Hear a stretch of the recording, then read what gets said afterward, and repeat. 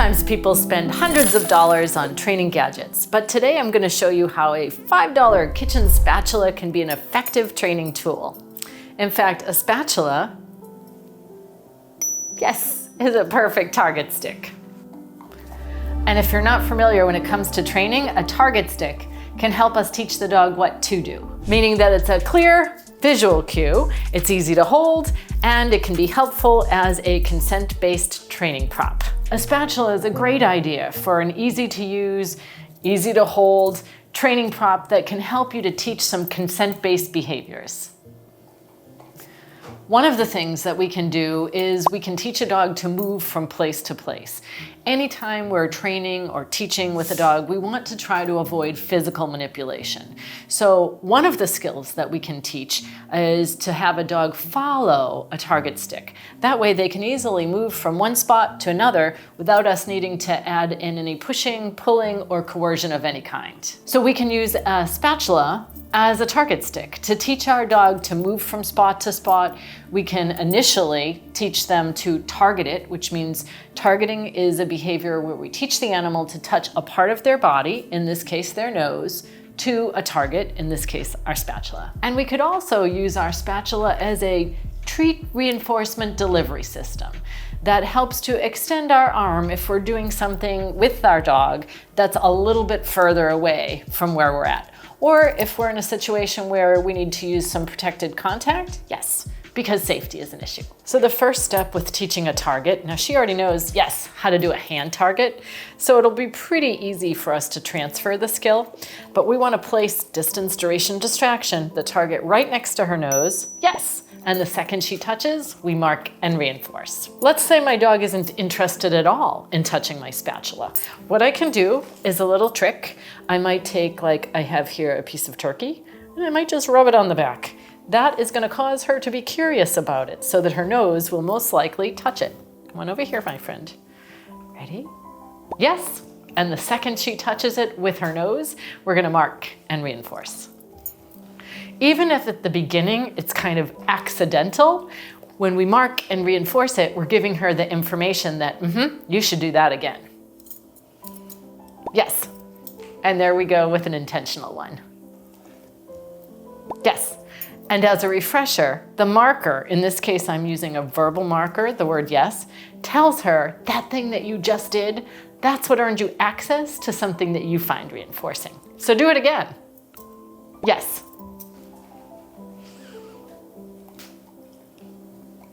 If my dog starts licking my target stick, there's a couple of strategies that you can employ. One is that you can make it easier for her nose to hit first. So you can place it sort of above her nose. Yes. So that you get the lick, you get the nose touch instead of the lick. I'm waiting for her to be ready. Henry, yes. Yes.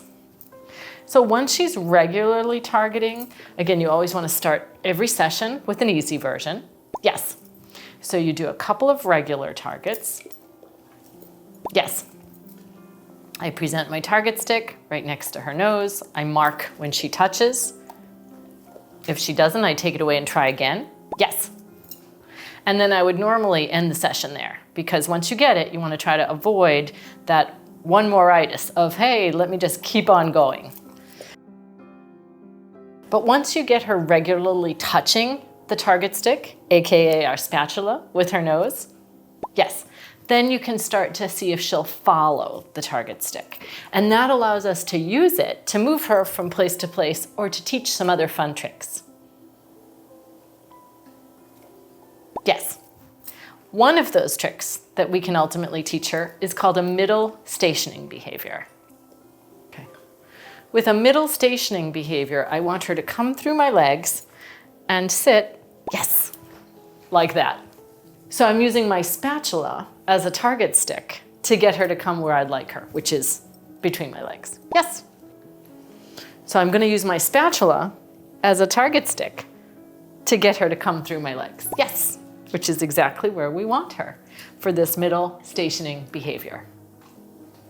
This is a great behavior to teach because if she's sitting between my legs and looking up at me, she can't also be pulling at the end of the leash. Yes. So it's an incompatible or alternative behavior with less desirable options. You can use this while out walking, if you stop to talk to someone. You could use it at the vet's office when you're at the counter paying. It has a lot of great applications that are practical and useful. Yes. Now I'm gonna mark something I like, toss a treat away to reset her, and we'll practice it one more time. Yes.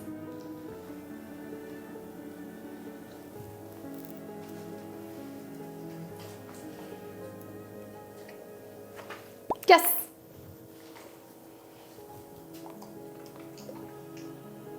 Yes. I'm marking and reinforcing when she looks up and gives me eye contact. The other thing that we can use is use our spatula as a reinforcement delivery system. So let's say we were at the vet's or even doing some grooming and we needed her to be able to lick something while we were busy maybe checking her ears, etc. In this case, I've put some peanut butter on the back. So I could reach over here with the peanut butter, she's busy, and that would allow me to have a peek at what's going on with her ears. So we can use our spatula, again, as a reinforcement delivery system. And you can tell she's pretty happy about it. So to recap, we can use our spatula as a target stick, as an opportunity to deliver reinforcement. We can teach our dog to target the spatula as a target stick, and then we can use it to teach different tricks like a stationing or middle behavior so that we don't have to, yes, use any kind of physical manipulation to get the dog into position. Thanks for watching today, and if you decide to use a spatula to work on training with your dog, let me know in the comments.